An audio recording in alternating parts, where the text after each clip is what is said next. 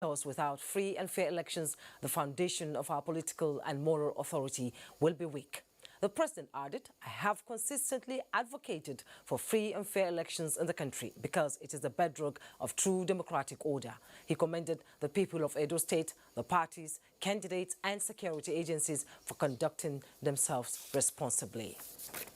Today, the people of Zaria and Kaduna mourn the passing of Alhaji Shehu Idris, who died this morning after a protracted illness after 45 years on the throne at the age of 85. And arrangements have been concluded in Zaria for the burial of the late Emir, Alhaji Shehu Idris. Presidential delegation led by the Chief of Staff to the President, Professor Ibrahim Gambari, is already in Zaria, Kaduna State. Governor Nasser Ahmed El-Rufai and the Senior Special Assistant to the President on Media and Publicity, Malan Garba Shehu, are also at the palace for the burial. Let's now join Abdullahi Muhammad, who is standing by for a live situation from Zaria. Abdullahi, if you can hear me, the late Emir has been described as an epitome of peace and a bridge builder between the past and future generation. Indeed, a vacuum has been created in Zaria. What is the mood like today? Thank you, Jumai, for joining us here at the premises of the Palace of the Emir of Zazzau. Indeed, today is a very sad day for the people of Zaria, Kaduna State, Nigeria, and the world over. While we were coming into the palace here, we have seen people in clusters talking about the Emir. Just as you mentioned, people are saying that the Emir has left a big vacuum that they're wondering who else is coming to fill in that vacuum, particularly talking about what he has done to ensure peaceful coexistence of people in his emirate and so on and so forth. Behind me, you can see clearly that the palace is filled with people from across Kaduna State and other states across Nigeria waiting for the proper burial to commence. An hour ago, the body of the late Emir was brought into the palace, and right now what is going on inside the palace is the final rite to the body before the body will be brought out here again for a salat. That's a final prayer according to the Islamic rite for his people to come and then pray for him and so on and so forth before the final burial will be taking place inside the palace. So far, as you have mentioned in your intro, all those delegates that you're talking about have arrived. They are all inside the palace, are waiting for the final, the rites to be conducted and finished before they will come out then and do the salat outside here for the body. Abdullahi, will it be an open ceremony or is just for family and traditional rulers?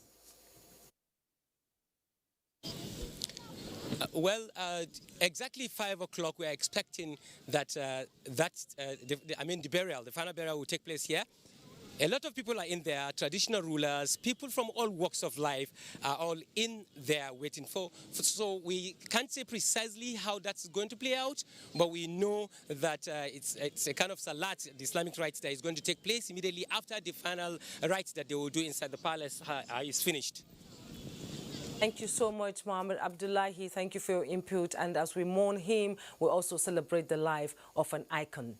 Now, as the rainy season intensifies with its attendant consequences of flooding, National Emergency Management Agency, NEMA, has taken its 2020 flood mitigation response and recovery advocacy to Yobe State to avert loss of lives and property. Director General of the agency said, considering this year's seasonal rainfall prediction and the annual flood outlook, it has become imperative for government to evolve strategies to minimize losses. Yunusa Suleiman reports. Year out, flooding in Nigeria believed to be one of the major phenomena that is threatening the existence of many communities across the Federation, despite efforts by relevant authorities and other stakeholders in sensitizing the populace on the need to adopt measures to mitigate and control the disaster. Available statistics obtained indicated that in Yobe State this year, the flood disaster has claimed 9 lives and destroyed many communities in 16 out of the 70 local government areas of the state. In a bid to strengthen collaboration and partnership in combating the annual disaster, the Director General of NEMA, Muhammadu Muhammad, was in Yobe State on an advocacy visit for government in the state to key into the 2020 National Flood Mitigation, Response and Recovery Drive. This year, the highly probable flood risk areas in Yobe State include Gaidam, Bade, Bursari, Karasua, Yusufari, local government areas. Your Excellency, in view of the foregoing, I wish to request the state government to kindly take proactive and necessary mitigating measures in addressing these issues. Governor Mai Mala Buni, represented, said at the onset of this year's rainy season, government, through the State Environmental Protection Agency, had evacuated and cleared drainages and waterways in flood high-risk local government areas, and this was in addition to the construction of waterways in towns and villages as part of measures put in place to control flooding in the state.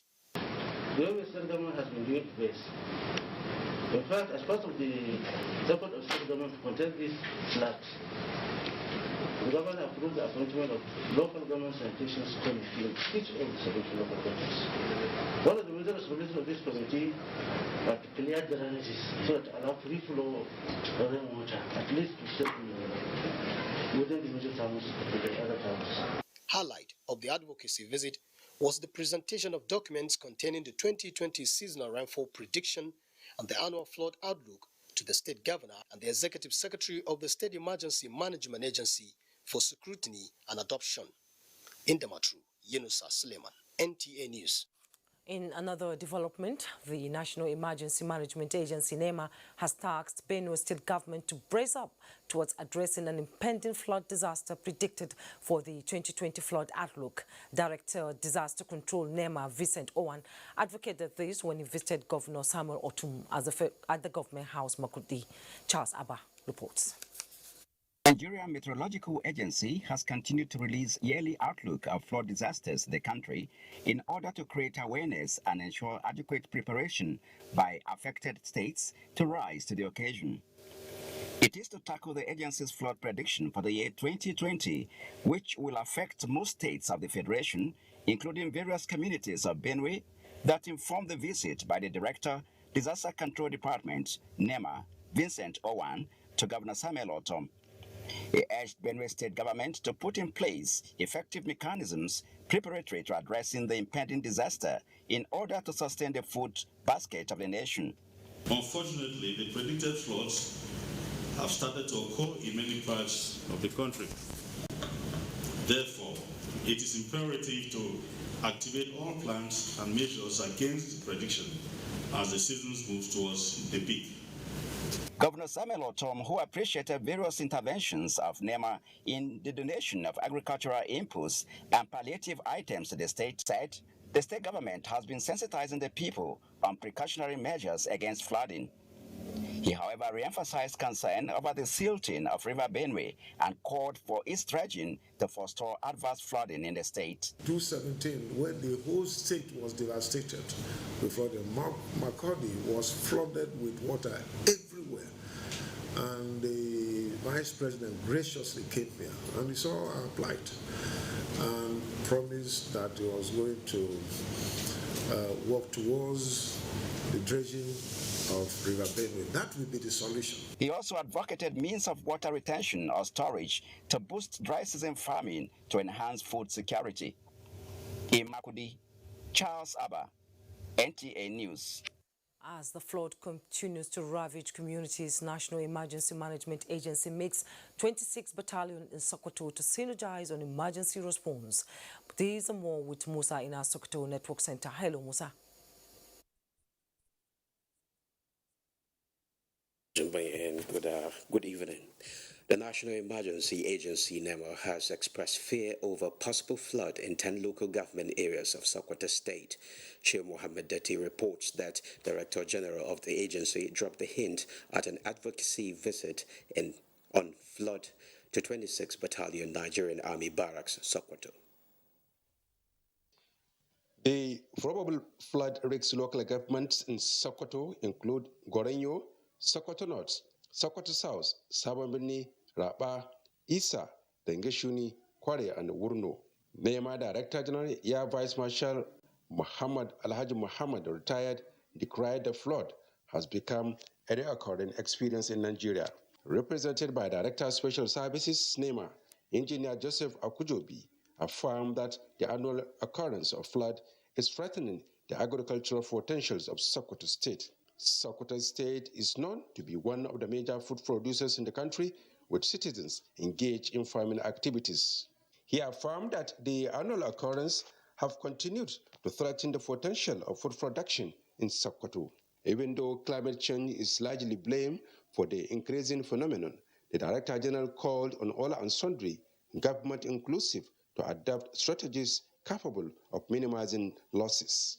Commanding Officer 26th Battalion Lieutenant Colonel Umar Ahmed Muhammad said the Army has its disaster response unit. The battalion is currently in charge of both Sokoto and Zamfara states in terms of disaster response, affirming readiness to take care of disaster-related issues. In Sokoto, Shehu Muhammad Datti, NTA News. Meanwhile, the federal government embankment project constructed to protect riverine communities and rice farmlands at Bagudo in Kebbi State has been overpowered by flood. Noratango Akili has the situation report. The federal government spent billions of naira in erecting these embankments to contain threats posed by flooding annually in the affected areas. Due to the volume and speed of the water this year, the embankment was overpowered, exposing rice farms and hundreds of communities to the flood. Tens of thousands of hectares of rice farms here in Gente have been submerged by the flood, and these farms belong mainly to key actors on the rice value chain in the country. We expect to harvest over 50,000 metric tons of paddy rice here. This development forced many farmers out of their farms to upper lands for safety. We tried our best with all the machineries we have, including the manual labor. Those who are close to us, we battled it since then till today, but the water overpowered everything. Approaching Bagudo was a pitiful sight of families displaced and villages submerged, with many victims struggling to survive the disaster with little they can come along with of their property. Public infrastructure such as hospitals, schools and bridges have been overtaken by the flood, posing a serious humanitarian crisis. Behind me is the famous Tuga Bridge, which serves many communities in Kebbi State. Not only that, the bridge links Nigeria with Benin Republic, but access to it now is almost impossible as a result of the flooding. In Bagudo, local government area of Kebbi State, Noratango Akili, NTA News. Well, that's it from here. It's over to you, Jemai. Thank you so much, Musa. And still on the death of the Emir of Zauzau, President Muhammadu Buhari has expressed shock and grief over the death of the Emir of Zauzau, Alhaji Shehu Idris. In a condolence message to Governor Nasir El-Rufai, the government and people of Kaduna State, the president said Nigeria has lost one of its longest reigning monarchs whose contributions to the promotion of unity and peaceful coexistence among Nigerians cannot be forgotten for years to come. The president said the Emir of Zauzau, who ascended the throne in 1975, had used his long reign to serve his people with dedication and identified with their aspirations at all times. He prayed to Allah to forgive the late Emir and grant his family and subjects the fortitude to bear the loss. Still staying in Kaduna, the road component of Kaduna Urban Renewal Project is expected to be completed in the next 18 months. Governor Nasir Ahmed Rufai, while inspecting the progress of the work, urged the contractors to speed up the project. Mohammed Umar Anjiki reports. It is a city under construction, with workers toiling day and night, constructing new roads, dualizing old ones and building bridges. At the popular Yakubu Gawanwe, for instance, an underpass and overpass are being built, so the Leventis roundabout has since given way. The old Cow Bridge has been brought down, and new pillars already standing tall, waiting to bear the burden of a world-class overpass. A new Kaduna is emerging, as the Raba Road has also been closed for the construction of a bridge that will link Ungwan Kanawa and Rigasa railway station. We went to China and signed a global agreement with CCECC in Beijing, in China, their headquarters, to be partners with Kaduna State government. So we're working together. So whether we have money or not, they will work. But we have money, we are paying them.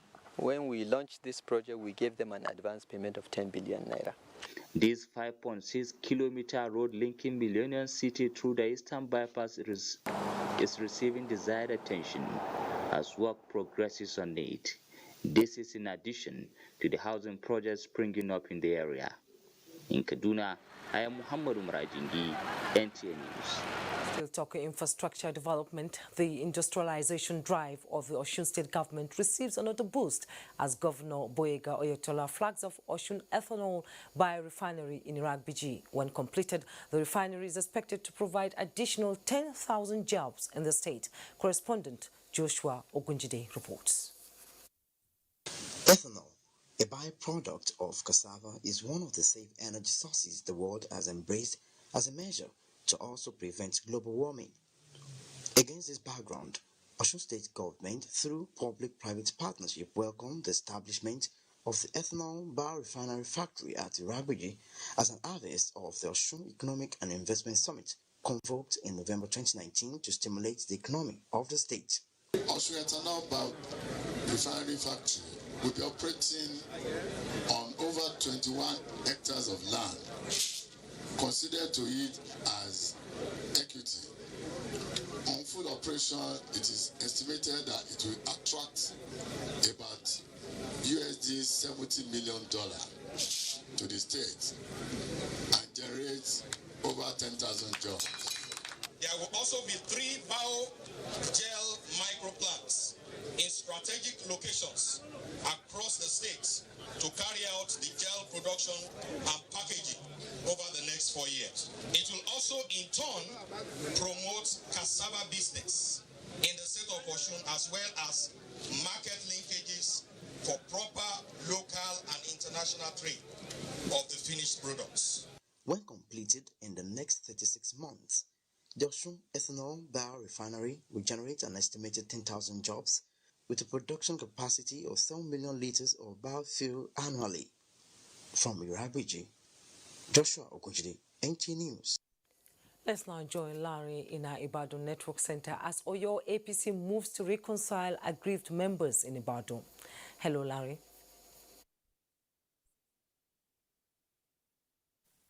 Evening, Jumai, and welcome to Ibadan.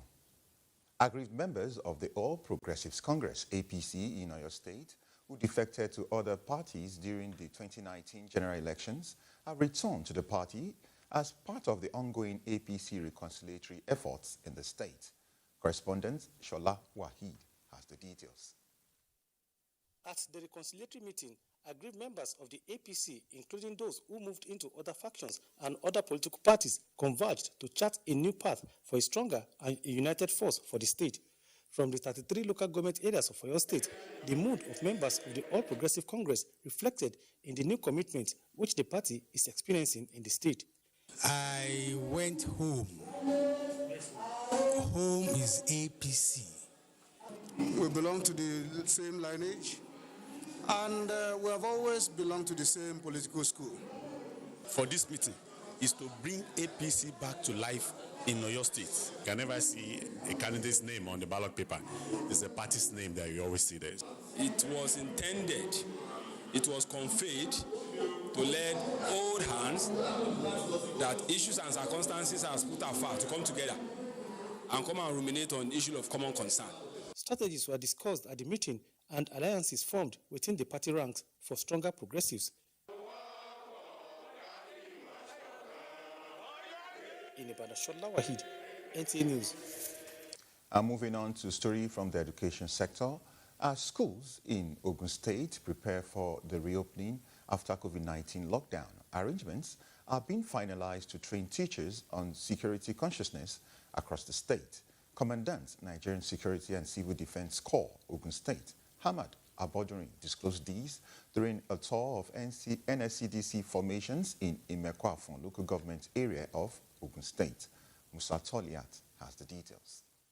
The tour formations in Imekwafon local government area by the Commandant, Nigeria Security and Civil Defense Corps, Ogun State Command, Hamad Abodurin, also focused on the need to foster community partnership with a view to promoting security awareness among the locals and enhance intelligence gathering capacity of officers and men of the NSCDC in the community. What we're going to do is to train teachers pick 1-2 teachers from each school, assemble them and train them for 2-3 days to become security conscious. Then we are going to give them a curriculum that they can follow for like 30 weeks, which makes a term.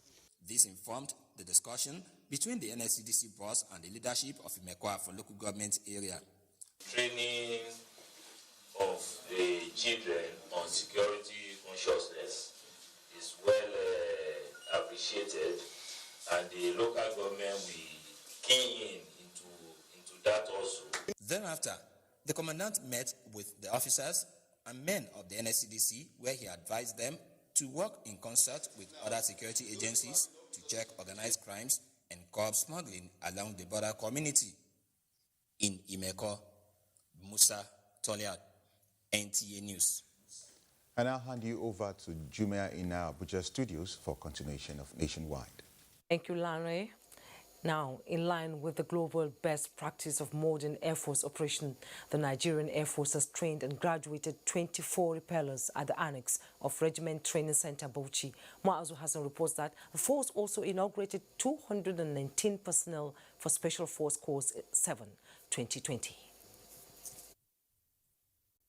The graduation ceremony of the 24 successful intermediate rappellers begins with the demonstration of necessary skills, tactics and procedures the trainees have acquired during the course, which is expected to enable them operate effectively in the Nigerian Air Force Special Operations Force units.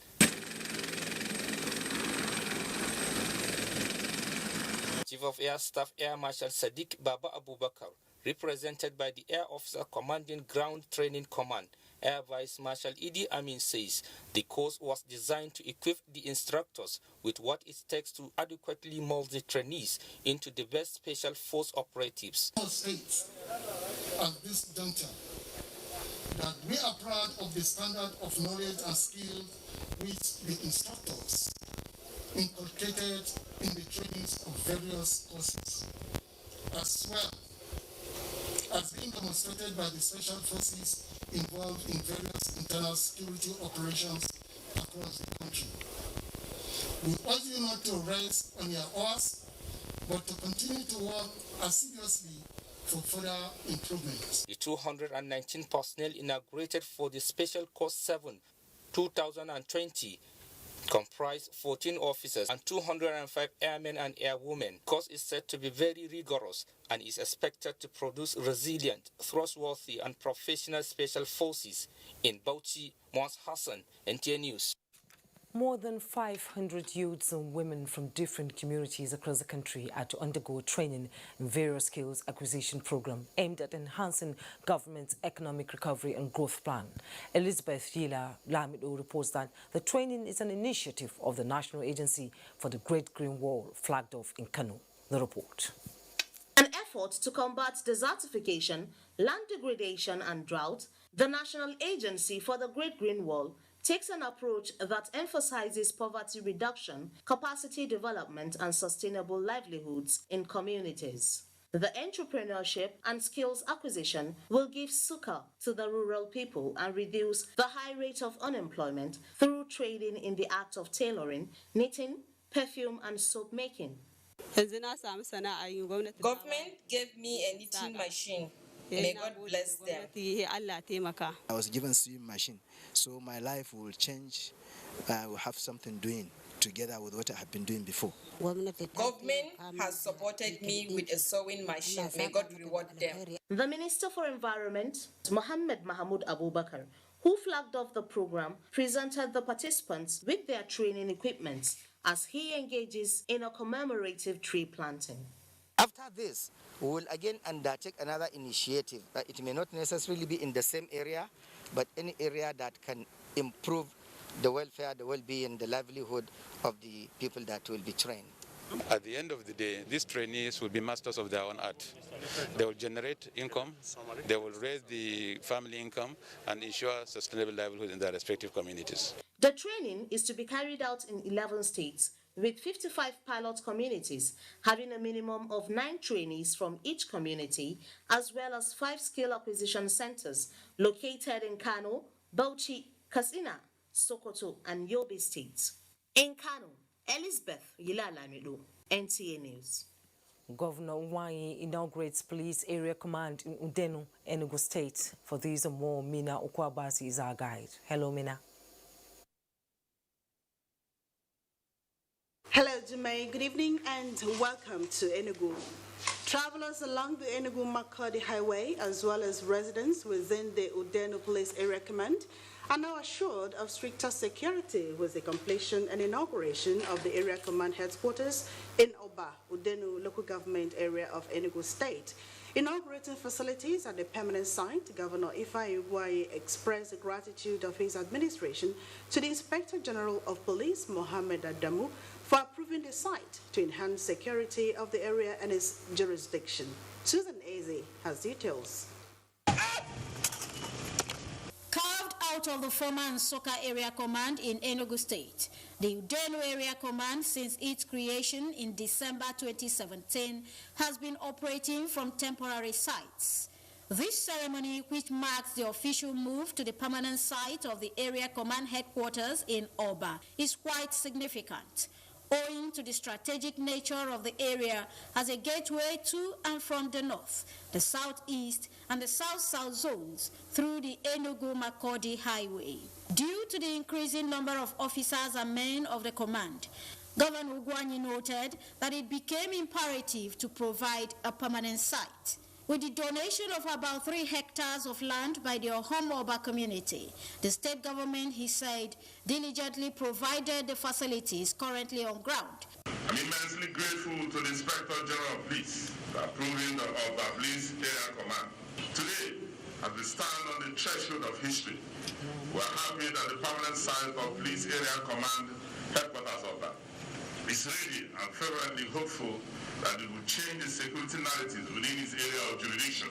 State Commissioner of Police CP Ahmad Abdurrahman and the Pioneer Area Commander ACP Edwin Obegaga acknowledged the governor's commitment to security in the state. You have symbolized the stability of your state, and we see the passion.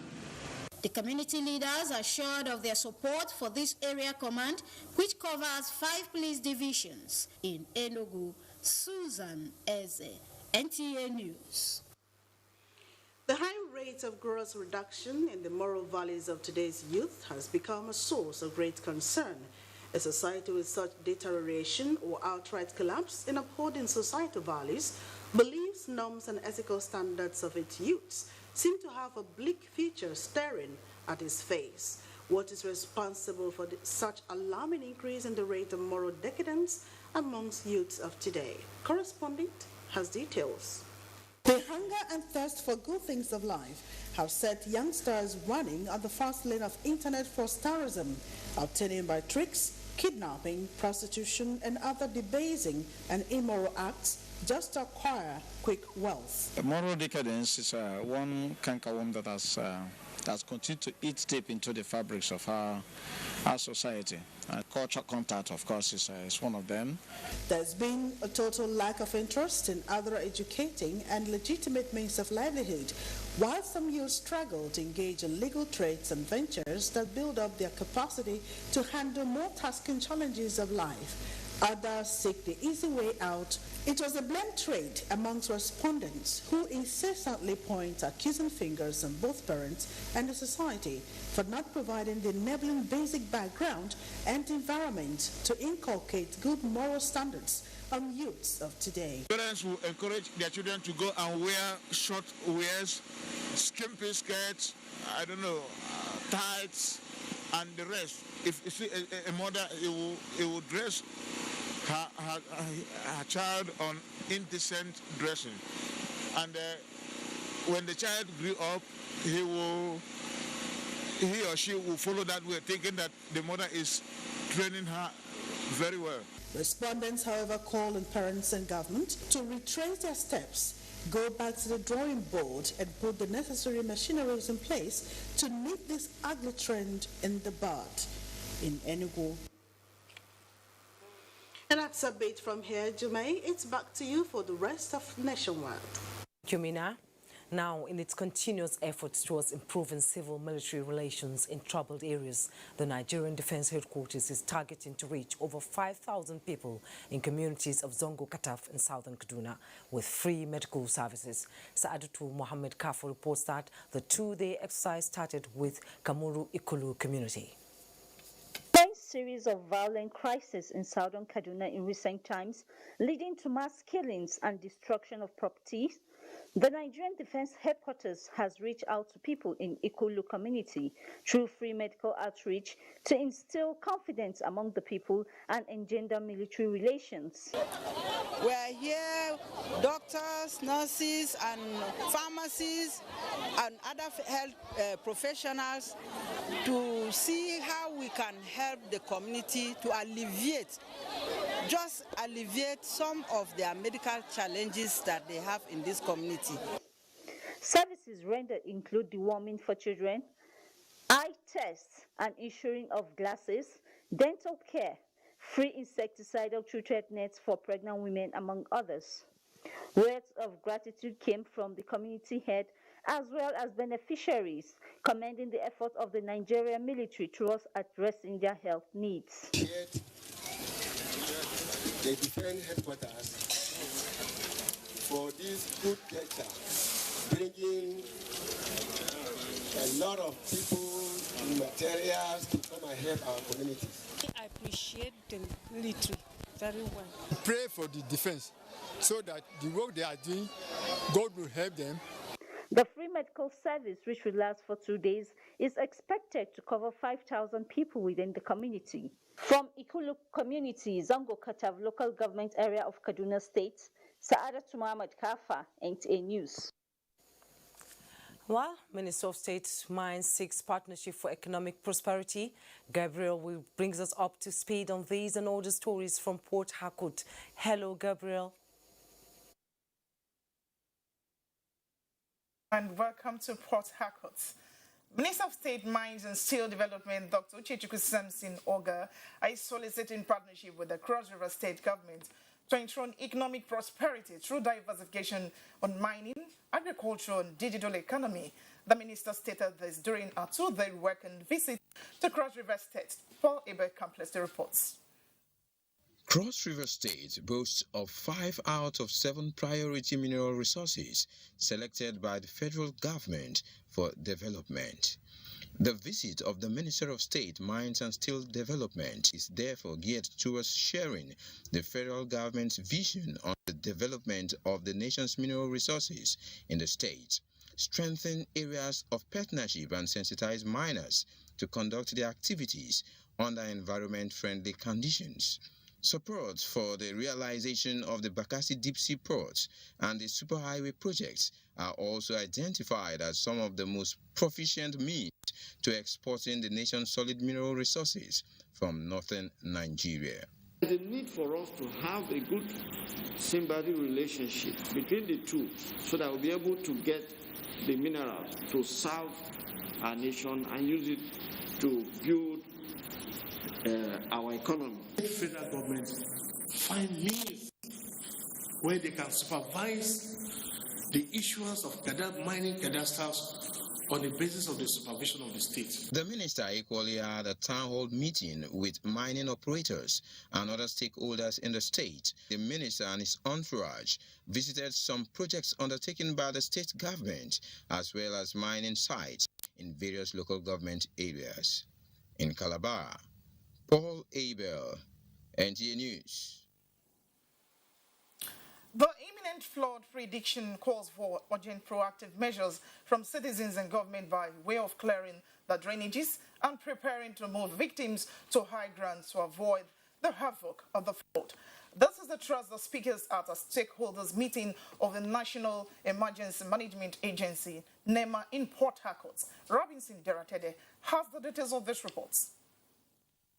Rivers is one of the states listed among flood-risk states, with about 17 local government areas predicted to be affected by the 2020 flood disaster. The 2012 and 2018 flood incidents had devastating effects across many states in Nigeria. Statistics indicated the deaths of about 800 people, with 80,000 agricultural land squares submerged and millions of people displaced by mid-September 2018. It costs us a lot of money to go to farm, and eventually within overnight, you lose everything, you're back to square one. A remedy in terms of funding so that people can go back to work. We are in dire need of the presence of the government. To mitigate this havoc in 2020, the National Emergency Management Agency, NEMA, is advocating a multi-agency approach involving the military, paramilitary, and other agencies in the response and management of the flooding. The Rivers State government and residents have also been advised to clear the natural water channels and identify high plains to relocate victims. It's for the state to prepare. Since they are the ones on ground, we expect that they should start responding first before we come in. NEMA assured Rivers residents of quick response, especially in the area of emergency relief support. In Port Harcourt, Robinson Teratede, NTA News. That's all from Port Harcourt. Over to you, Jumai. Thank you, Gabriel. The increasing need for creativity and innovation to address global challenges is part of the question the book, Becoming Creative and Innovative, seeks to answer.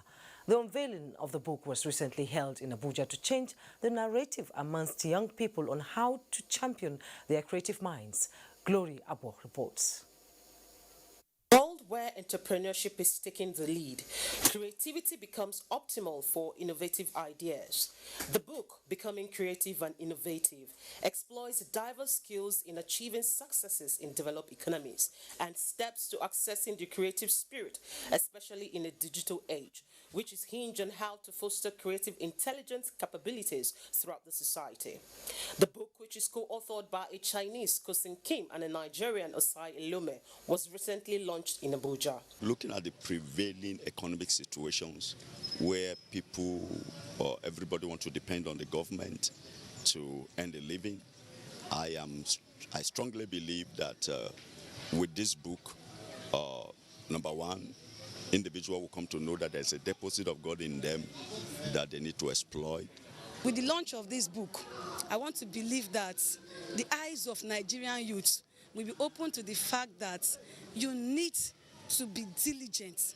You need to be creative, because if you are not creative, you become obsolete. You have a situation whereby our youths of today are relying more on utilizing these technologies, these inventions that are coming up, rather than looking at how they themselves can begin to create, such kind of innovative products. The 230-page book tends to increase awareness on the importance of creativity to break barriers and explore endless opportunities across the segment of the society. In Abuja, Glory Agbo, NTA News.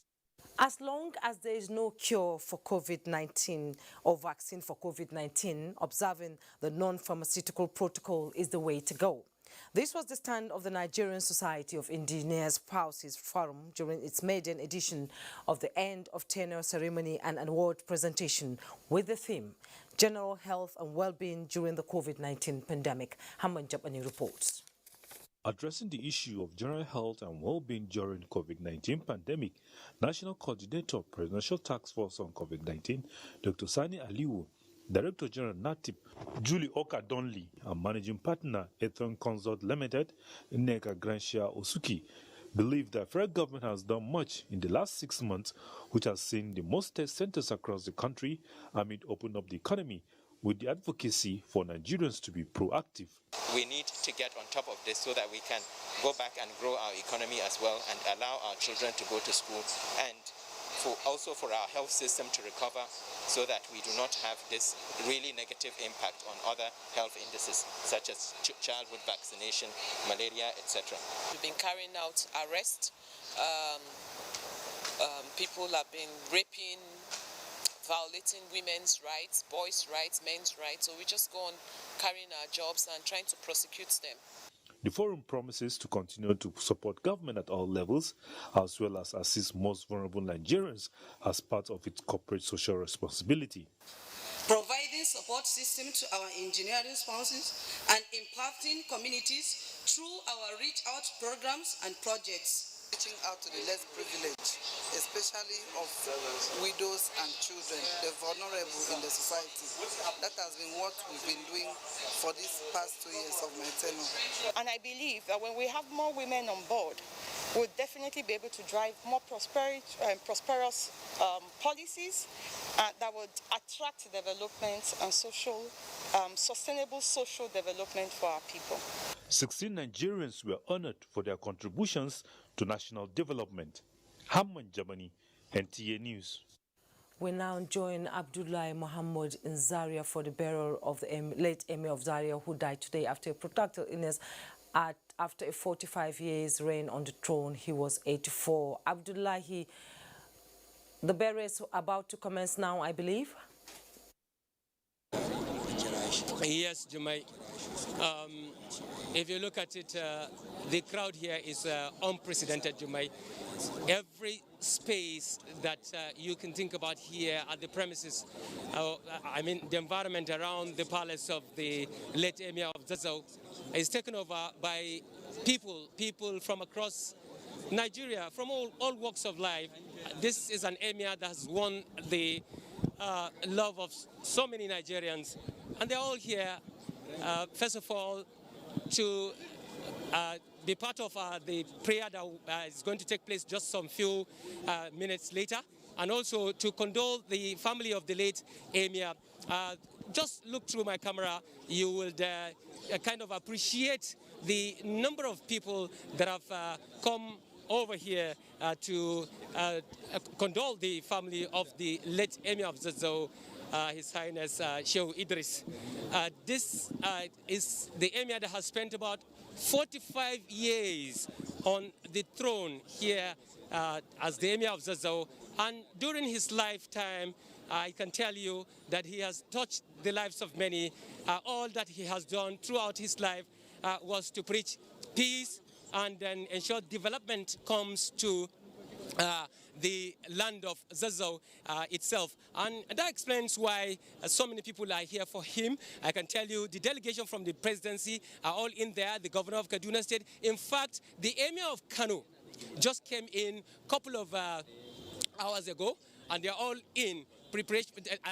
I'm sure they have finished preparing, doing the final rites now. They are bringing in the body any moment from now, and they will commence the Salat. The Salat will be the final prayer that will be conducted to the late Emir, and then subsequently he will be taken to where that is his final resting place, and that will be inside the palace, because it is tradition here that almost all the emirs that passed on here are buried inside the palace. Jumai. Yes, just like you said, this is a declaration of love and admiration for somebody, like they said, who formed the bridge between generations of people in Zaria. And I hear that the illness was actually a brief one, not protracted like I was made to know. And I'm sure that as they mourn, the people of Zaria and the whole of Nigeria, because he has spread his wings all over Nigeria, and it is quite a shock right now. The people are really, really in shock. So I hope that God reposes his soul and grant him Al-Jannah Firdaus as we await his burial in a moment from now. That's all we can take. Thank you so much for joining us from Zaria. Thank you so much, Abdullahi. Thank you so much, Jumai. Thank you. That's NTA Nationwide today. Thanks so much for your time. I am Jumai Yusuf.